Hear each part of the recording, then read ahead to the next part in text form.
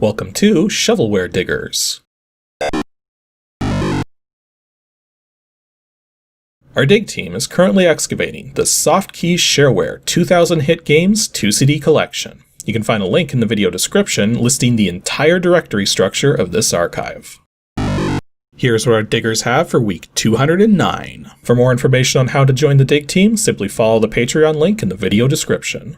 Now, without further ado, let's get to it. First up, RuneFox has dug up DOSGAMES /PD1 /CROSSWDL. Well, clearly some kind of crossword program.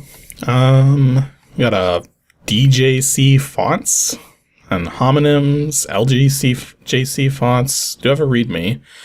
Volcano? I'm not sure. Well, maybe volcano terms? I don't know. We definitely have some stuff to read. Particularly, we have README. Crossword Power. Evaluation version 4. Create, print out, and solve crossword puzzles from your words and clues. Words can be manually or automatically placed in the puzzle grid. Auto search can quickly create over 200 different word arrangements to find the puzzle with the most words. Okay, so it's another one of these crossword type programs. And apparently registration is $40. Wow, this better be like a really freaking powerful crossword program. Well, we have seen that in the past. We have seen expensive crossword software that actually did the job. So the question is, will this one also do the job? And apparently this program was made by a Terry Jepson and published by a Wisco Computing. Well, I only got a single executable, so puzzle. Crossword Power, distributed to Shareware for your evaluation. Oh, apparently they even have site licenses going on here. So, okay, so let's see. So we got mouse control. We're still in text mode.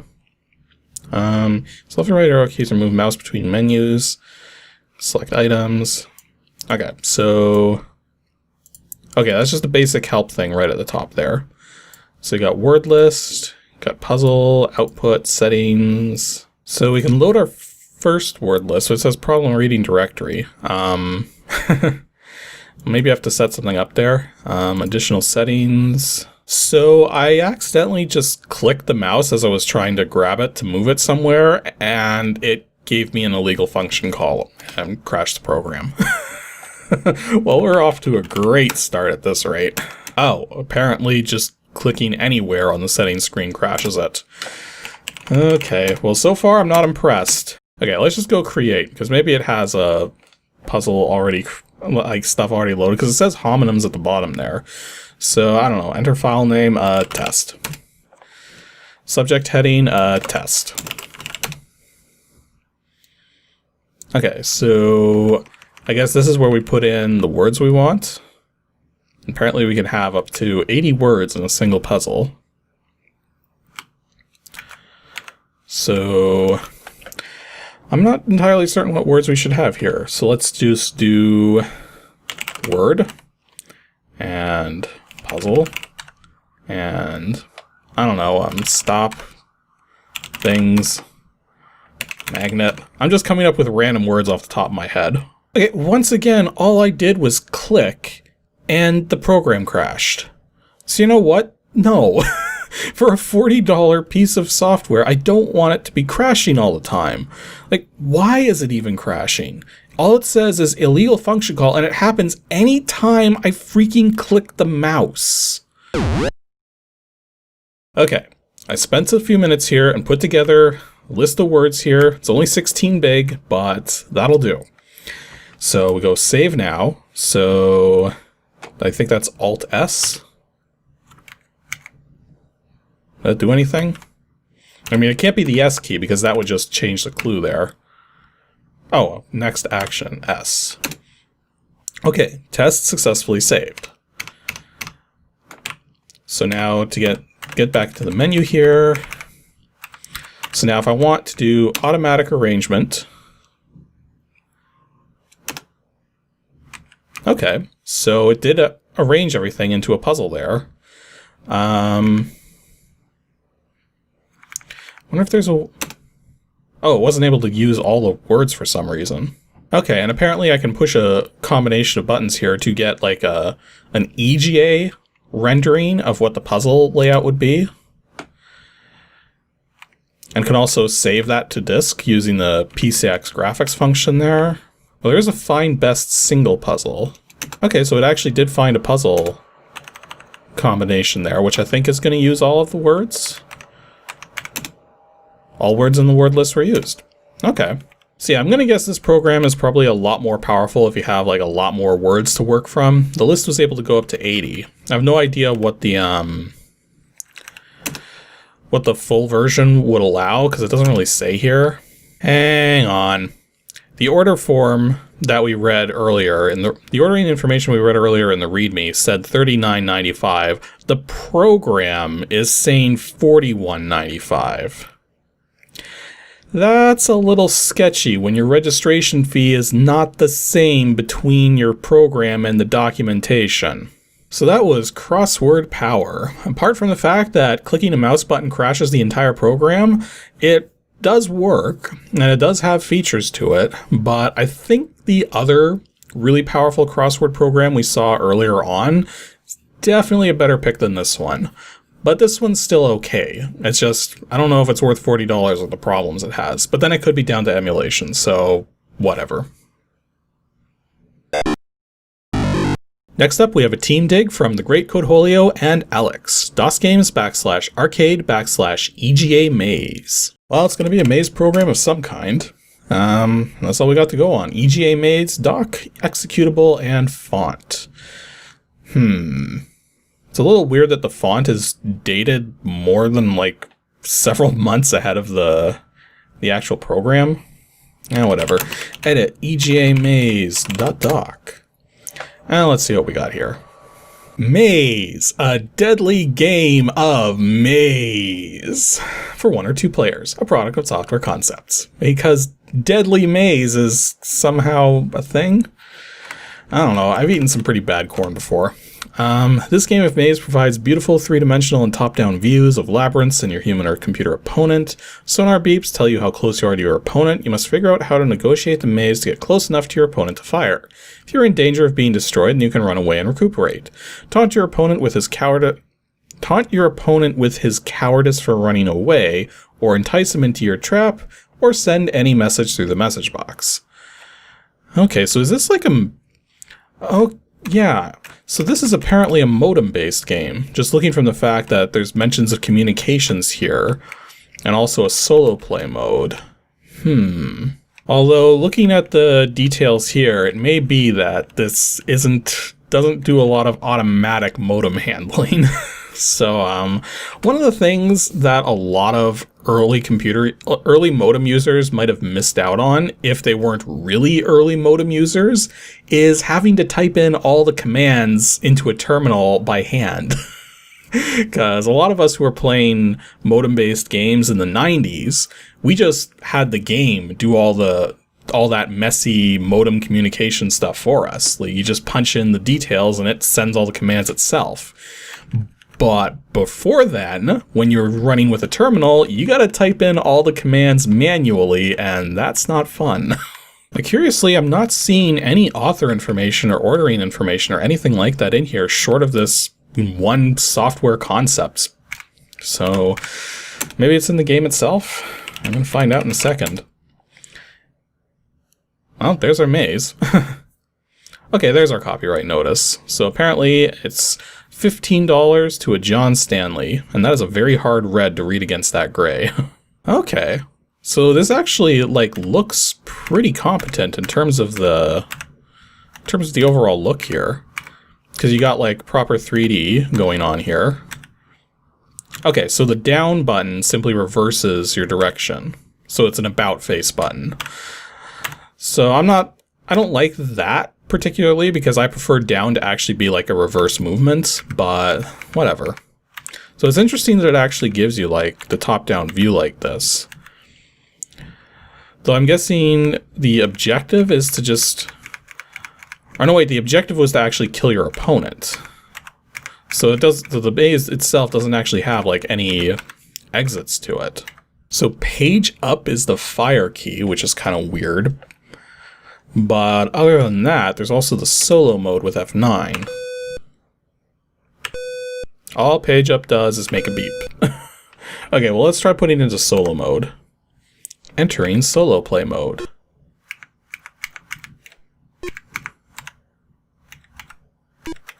Well, I can hear the sonar beeps getting louder in pitch, so I'm guessing the opponent's getting closer.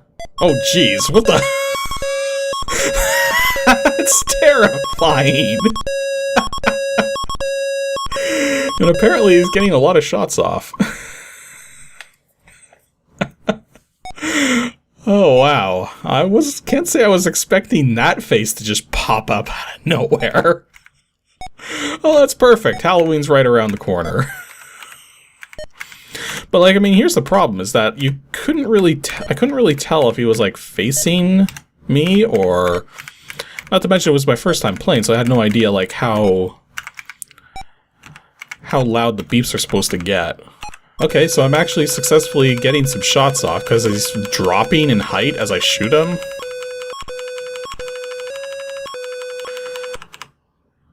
Well, apparently I won there. Oh, what the heck? The game started us like right next to each other.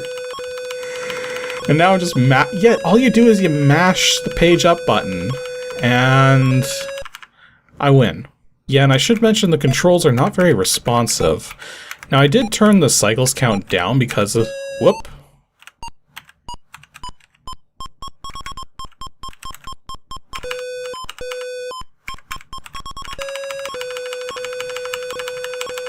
Well, I'm hitting him now. But I think he got a few more shots against me to start with, so probably not going to win this round of attrition. Or maybe I will. So yeah, that was a deadly game of Maze. So here's the thing. This game looks good. I can't say the same for the gameplay. The gameplay is incredibly basic. You just move around, and when you see your opponent, you just hammer page up until he dies. So, yeah, I wouldn't exactly call that a... Like, here's the thing, too, is that both opponents are going to have the sonar thing going, so...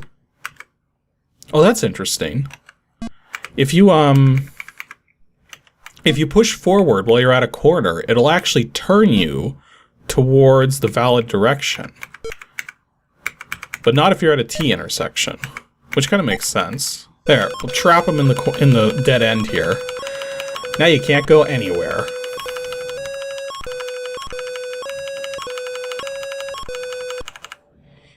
And yet somehow I lost that game. So yeah, it's not even that consistent when it comes down to it. This is just... It's... like, I mean, it might be better with two actual people, but... Yeah, when it comes down to it, the game looks good, but the gameplay is very basic. And our last take for today from Matthew Belshin is DOSGAMES/cards/VGA Why do I get the feeling this is just someone's clever way of spelling roulette? Oh, well, that kind of makes it obvious then. Well, that's interesting. Instead of a readme.first or a readme.text or just a readme.nothing, we have a let's read.first, which is only 450 bytes. So let's type it. Or it would help if I spelled it right. Let's read.first. Up, we got another file downloaded from a BBS. No idea if that's going to be a legitimate one. It might be, it might not. It came with a doc file, so that means it probably is. Let's edit the doc. So edit roulette.doc. So VGA Roulette is a game program that simulates the popular betting game just like Las Vegas. VGA Roulette is another shareware program from the VGA Fun Pack collection, which I don't know what that is. If you do not have the VGA Fun Pack, it should be available on your BBS shortly. Or in this case, because this came from a Shareware CD that scrounged BBSs for software, who knows? As indicated by its name, VGA Roulette requires a VGA display. In addition, you must have a Microsoft-compatible mouse. And once again, we have a Shareware program that has a registration fee of $15, in this case to a J. Stephen Shattuck. And apparently it's a J. Stephen Shattuck Jr.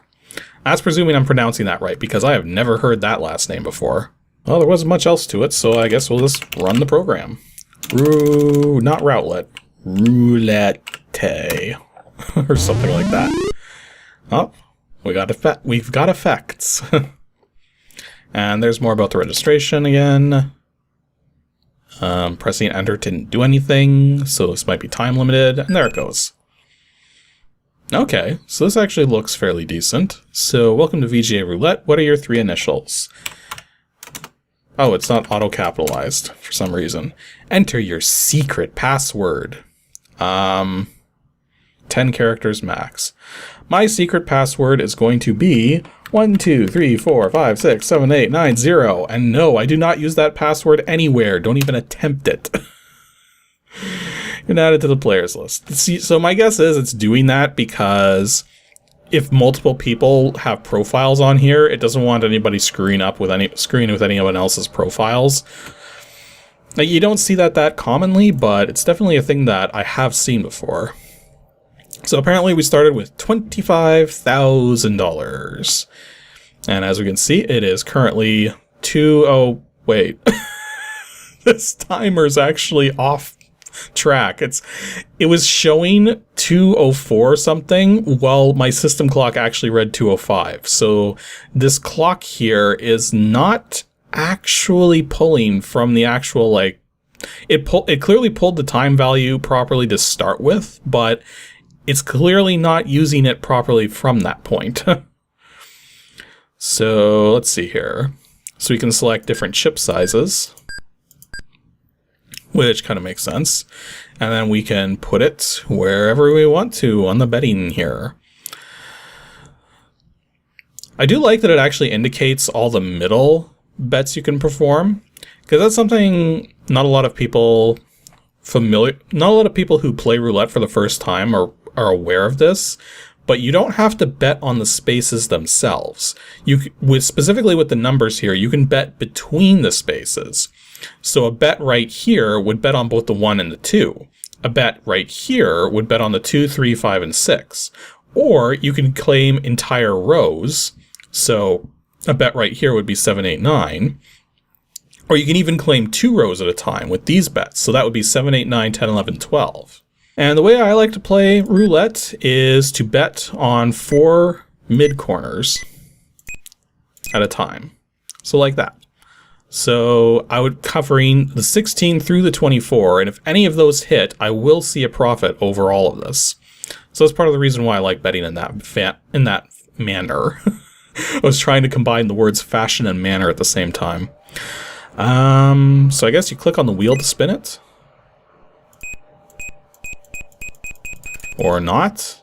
How do you actually spin the wheel? Oh, you probably click on no more bets. And we totally missed it because it's a 4, which is way up at the top, and my mouse cursor has disappeared for the moment. And also the timer has stopped. I actually had to spend a moment redoing some noise removal stuff, but apparently the timer doesn't move when nothing's going on. At least it updated as soon as I click the button.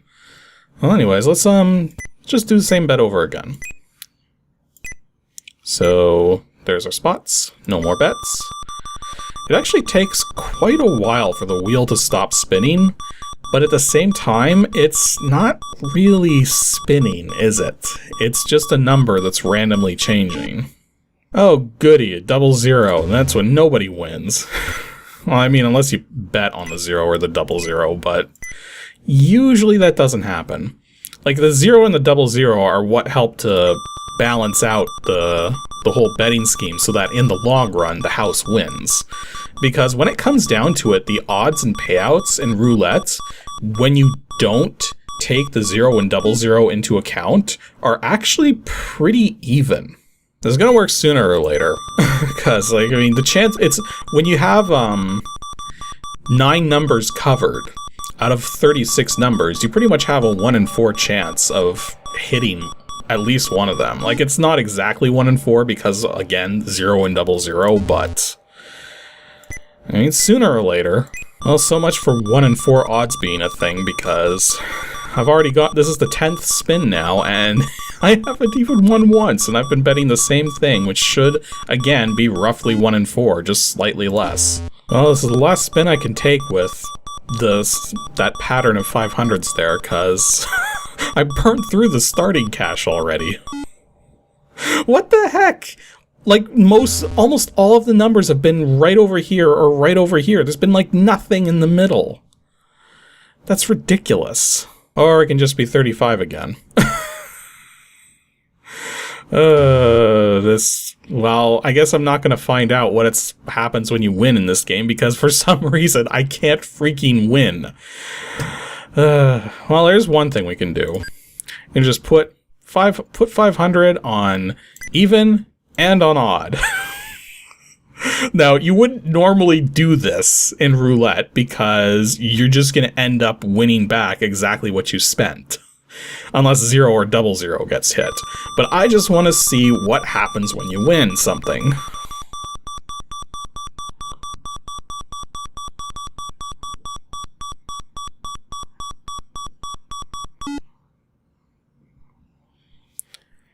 And apparently all that happens is nothing. Doesn't make any special sound effects, it just shows you a winning amount, and that's it. So that was VGA Roulette. Apart from the fact that it's completely gypping me on winnings here because odds, it seems to work fairly competently. The only thing I don't like is the fact that the wheel is just not very drab. It's just a number in the middle of a circle. If they had made the wheel a bit more animated and a bit more interesting, then I think the game would have been better for that. But, you know, for a $15 game, it does a job if you need a roulette fix and don't have the real thing.